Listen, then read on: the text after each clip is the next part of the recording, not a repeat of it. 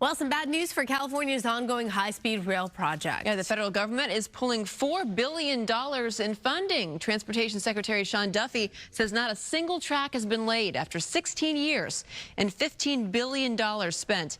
He calls the project over budget, behind schedule, and mismanaged.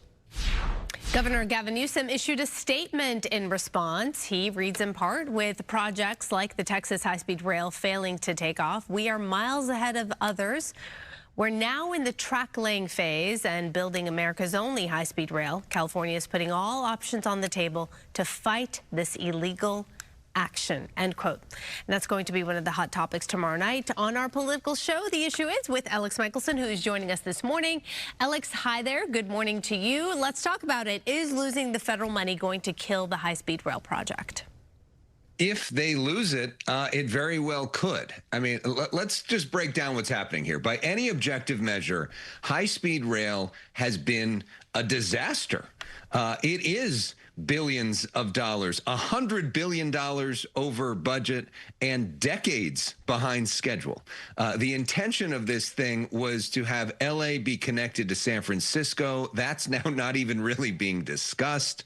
But Governor Newsom is also right that there has been some track that's been laid, and there's a lot of structures and infrastructure that has been built. There are a lot of people that are depending on these jobs right now, especially a lot of union workers. So you have the question of, what do you do now with all this stuff that's been built? Do you keep putting money into it to try to get something out of it? Or do you sort of abandon all of this stuff in the middle of construction? You know, the state of California is depending on that $4 billion. If they don't get it, they could be not have any money to finish this thing or finish some version of it. They are going to fight this thing in court. They think they have a potential victory here, that this money is theirs, and the Trump administration can't do this. But as this thing's fought out in court, it's yet another delay for California high-speed rail. Well, I'm wondering, what do Californians think of the project? Right. You know, what were their feelings when this got going, and what has their feelings been? Because it has been delayed. So are people kind of over it at this point? Well, obviously, a majority of Californians at the beginning liked it and funded this through propositions. I think most people see this as one of the greatest examples of sort of government gone wrong. There was literally a whole book about this last year called Abundance with Ezra Klein, that this was like the main story in it. I think people are frustrated with it, but there are a lot of people, especially in the Central Valley, that are dependent on these jobs, or maybe they've been kicked out of their house and they see this infrastructure that's built. We don't see that here in Southern California, but in the central part of you see structures and track and all the rest of it. And I think some of those people probably want to get something out of this. Well, one thing we have seen in Southern California, these ICE raids that have been happening. This week, the Trump administration pulled back 2,000 National Guard troops, but 2,000 remain in this area. So are the raids far from over? Is that an indication? Yeah, I mean, the raids are far from over, and part of the reason for that is that what these 2,000 troops that are remaining, a lot of what their function at this point is protecting some of these raids.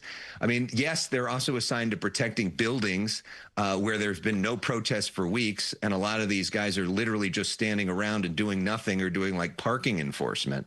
But what you're looking at there is video of the raid that happened in Camarillo, and there were National Guard troops out there helping to do security at a time when ICE and Border Patrol and other people out there were getting stuff thrown at them. Somebody literally even shot at them.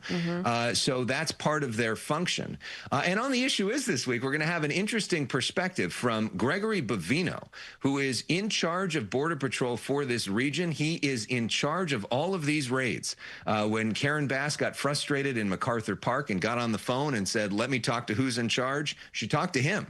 And he's done very few local news interviews explaining their perspective, why they're doing it, what they're getting out of it. Some of the criminals that they arrested at this example in Camarillo that you're looking at, we're going to hear from him. And we're going to get a very different view from Gustavo Arellano of the LA Times, the Pulitzer Prize-winning columnist who's been writing about immigration for 30 years and has a very different perspective.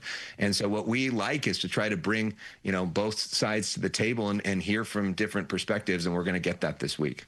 Fascinating. All right, Alex, thank you. Thanks, ladies.